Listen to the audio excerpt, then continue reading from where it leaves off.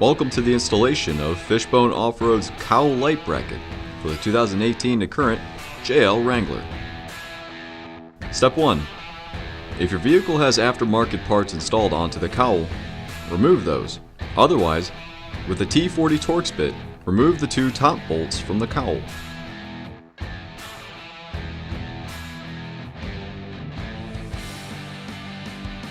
Step 2.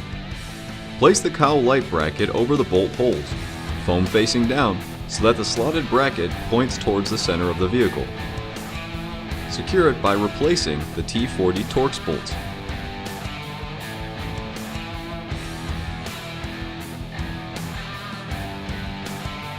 Repeat on the opposite side, and you're done.